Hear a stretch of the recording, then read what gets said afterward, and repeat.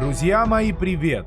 Настало время поговорить о третьем этапе празднования годовщины игры State of Survival. Это покраска дирижабля. Сейчас он начался в некоторых штатах, у большинства он запустится 20 сентября, в понедельник. Согласно сценарию, зараженные разбрелись повсюду, пока мы добывали топливо для заправки дирижабля. И теперь, если мы распылим инфектицид с воздуха, то потратим его зря. Поэтому следующая наша задача – это покрасить дирижабль. Призрак предложил смешать кровь зараженных с краской. Это должно привлечь их. Итак, как вы уже поняли, мы должны будем добывать краску на третьем этапе. Поэтому теперь давайте изучим задания следующей недели. Но сначала хочу сказать еще пару слов об утробе Голгора. Как мы знаем, событие длится 7 дней. В тех штатах, у кого утроба Голгора началась раньше, в среду игроки провели последние битвы.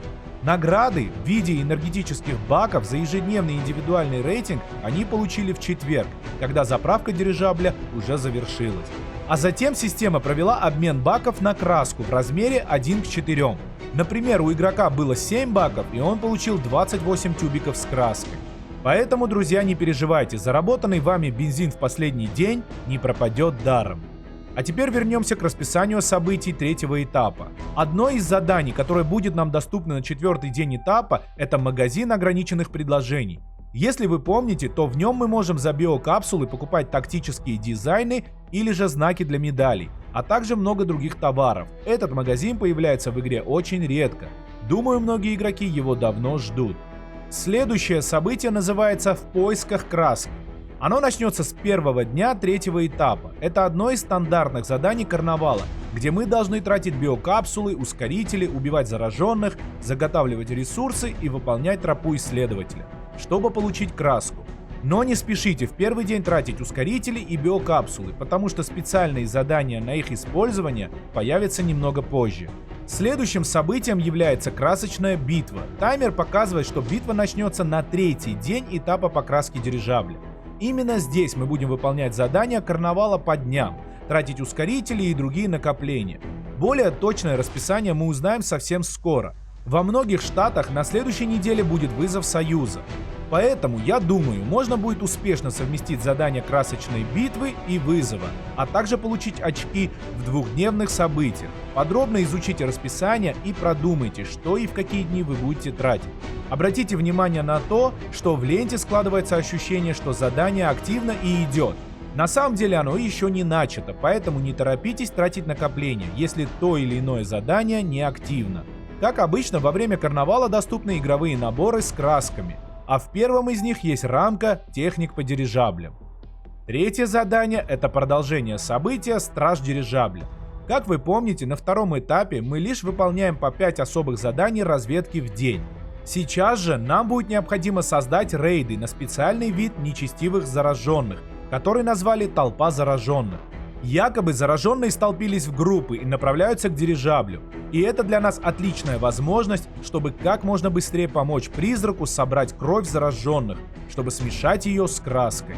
В описании события сказано, что мы должны убивать особых зараженных, чтобы получить до 5 ящиков в день с наградами. Один рейд даст вам возможность открыть один ящик. Суммарно во всех 5 ящиках содержится 63 тюбика с краской, 4000 сплава, 40 клея, 10 инструментов снаряжения шефа, а также 10 тактических дизайнов. В последние 2 дня нам будет необходимо уничтожить стража дирижабля. Согласно информации с тестового сервера, у нас будет 5 попыток в день, чтобы отправить на него марш и нанести определенный урон. Когда у меня будет более подробная информация об этом этапе, я обязательно сниму для вас дополнительный короткий ролик. Последнее в списке событий – это колесо фортуны. Это новая рулетка, где нам понадобятся дротики. В наградах ресурсы, купоны магазина обликов, плазма, ящики со снаряжением героя, шефа и медалями, а также биокапсулы, ускорители, облик штаба «Праздник выживших», облик «Праздничный дирижабль» и облик марша годовщины. Можно сделать 5 вращений за биокапсулы, каждая из них будет стоить 2000 биокапсул. Дротики также можно получить при покупке пакетов события. В правом углу вы можете увидеть ящики с наградами, которые открываются при достижении определенного количества вращений. В самом последнем ящике, если вы совершите более 2000 вращений, то сможете получить облик праздничный дирижабль. Это были все задания третьего этапа годовщины. Теперь перейдем непосредственно к покраске дирижабля. Здесь мы можем выбрать, кого же нарисует призрак. Пусть это будет Бека. Герой с наибольшей популярностью будет изображен на дирижабле. Справа вы также видите цели по очкам. Если мы откроем все ящики, то получим 20 фрагментов Бекки, 5 знаков надежды, 16 часов универсальных ускорителей, 32 плазмы, 7000 биокапсул, а также 350 ящиков с припасами. Многие задаются вопросом, будет ли действовать какой-нибудь множитель при трате краски, как это было, например, с катализаторами. Пока что трата происходит 1 к 1, то есть одна краска дает нам 1 очко. Таким образом, потратив 879 единиц краски, вы сможете забрать награды из 4 ящиков, о которых я говорил чуть ранее.